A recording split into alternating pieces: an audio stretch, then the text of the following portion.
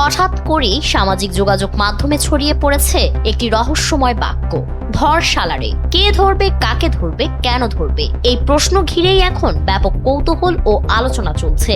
বিশেষ করে ফেসবুকে একযোগে একই ক্যাপশন ব্যবহার করে পোস্ট দেওয়ায় বিষয়টি রাজনৈতিক অঙ্গনে নতুন করে নজর কাটছে। মঙ্গলবার সন্ধ্যা 7টার দিকে ইসলামী ছাত্র শিবিরের কেন্দ্রীয় নেতা আজিজুর রহমান আজাদ ফেসবুকে ধর শালারে ক্যাপশন দিয়ে একটি পোস্ট দেন। এর পরপরই ছাত্র শিবিরের বিভিন্ন স্তরের শত শত নেতাকর্মী একই বাক্য ব্যবহার করে পোস্ট দিতে থাকেন। অল্প সময়ের মধ্যেই এসব পোস্ট সামাজিক যোগাযোগ মাধ্যমে ভাইরাল হয়ে পড়ে এবং শুরু হয় নানা ধরনের জল্পনা কল্পনা। অনেকে মনে করছেন এসব পোস্টের মাধ্যমে কাউকে ধরার বা জবাবদিহির আওতায় আনার ইঙ্গিত দেওয়া হচ্ছে।